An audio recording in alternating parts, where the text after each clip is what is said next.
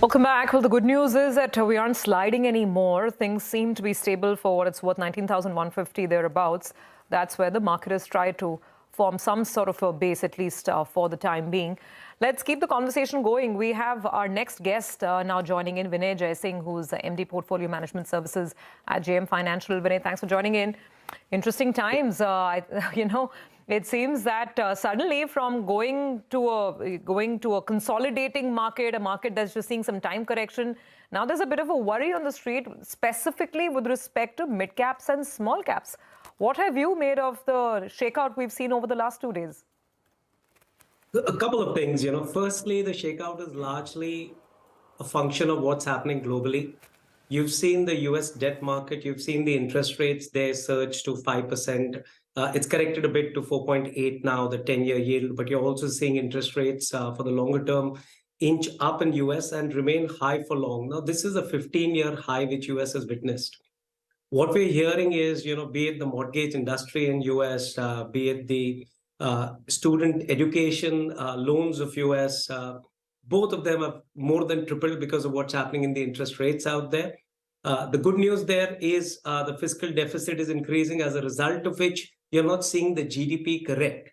And you have, at one end, a high interest rate environment, at the other hand, the government spending, so you're not seeing as much pain for companies. The concern which has seeped in the last couple of days has been, what if the government of US in the next year starts reducing the fiscal aid which it's giving, or starts increasing the deficit, reducing the deficit? What would happen with that is then the pain would start hitting the companies a lot more. And that concern now, though it's largely US-centric, is revolving to the rest of the world. India, being the best performing market, FYTD, has seen the last few days found it a little tougher to do well on the bourses. They're down 2%. Obviously, the small cap and mid cap, which are up as much as 35% FYTD, or a little bit more YTD, they've seen a shave off of almost 3 to 5%. So it's more a correction. In our eyes, it's a healthy correction. This is the time when, we had put some money which we had saved, let's say 8% out of our portfolio. We got to start looking at what in mid cap, what in small cap, or what in any cap looks attractive. Now that yield of interest which you had in the small and mid cap, the dividend yield is not different compared to the large cap. So for us now, it's just individual stocks. We like the capex sector, so individual stocks, be it in small, mid, or large, we start nibbling in, or wait a little bit more for corrections. So for us, really the view is don't look at any caps as of now. But don't forget, India is really doing very well on the earnings front. Whatever results we've come, apart from rural India, your earnings growth trajectory is still on the 15% plus mark year on year. That sounds great. Also, don't forget the dollars which India has, the forex reserves are pretty strong. So overall, apart from the current account deficit, things look a lot more robust for India compared to the rest of the world. You mentioned rural. Vinay, hi, good afternoon. Look at levers. I think volume growth for the last 3 years, I think no volume growth, right? But, absolutely. Again, in rural, you got to, I guess, pick pockets. So what are you adding to what you already own? Because I have a bunch of things that you do own. Are you looking at newer things? Just give us a flavor, Vinay.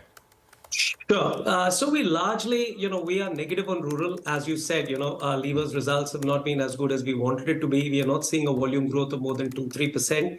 So we're keeping our eyes open in the rural space. But what we are adding to are, companies in the capex sector, which have partly corrected, but the results are pretty exciting. Be it companies like Kirloskar Oil, be it companies like Wartek Wabag, wherein the earnings as well as the valuation is going your way. We're looking at some pharma names like Concor Biotech, which is very resilient again to earnings for the rest of the world, because it's a market leader both in global as well as domestic. Domestically, it has a market share of 40 to 50% in immunosuppressant. So these are the names we are looking at. One company in the financial space where we are looking, and we've added a weightage a lot in financial space in the large cap, but in the mid cap or micro cap is Fusion. A good MFI with a 5% plus ROA. So I think there are lots of good names where the earnings growth trajectory are rock solid, and those are the names we are focused on. Also, this is the time wherein we think valuations in some stocks have hit the roof. We're correcting some of them. Some risks which we see from China, we've reduced a little bit of position in a specialty chemical space. So, we have a kitty of 8 to 10% to invest. So, 8 to 10% to invest. Is this the most that you've kept in the recent past? Would you look to up your cash exposure? Even in the last month, we had a similar kitty, but, we took out some specialty chemical names and bought some. So it's more or less been at the same level. We don't like going north of 10%. So it's close to the most we would keep as cash in hand. okay. Vinay, so you mentioned, for instance, you were a little cautious in areas like chemicals, and that's completely understandable given the way a lot of the global companies have been pruning their guidance, right?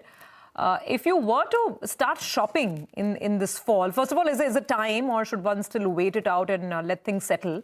But if you were to go out with your shopping list, what areas are you looking at now? Specifically, I'm talking about mid caps and small caps. Right. So, let's start with the chemical space first in mid caps and small caps. Though we say chemicals as a whole basket, you got to look at those chemicals which are not linked to China, where China is not producing the product or the raw material. And then you will get companies like, let's say, Tatva Chintan, which actually are selling products to China for their CV, which are also tomorrow's story for EV. They're also focused on flame retardant. So, some spaces out there. In CapEx, when we are looking at railways, we've got interesting order books growing for lots of companies. I think that entire sector, if you see any correction, you got to choose any of the picks. All of them have earnings growth trajectory of 25 to 30%. All of them happen to be mid cap or small cap. In defense as well, you will see earnings of some of the companies not being as attractive, largely because they've not got the supplies from the rest of the world to finally send the products. But companies like Bharat Dynamics, their order book is real.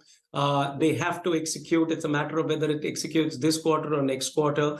The return ratios are rock solid at about 20%.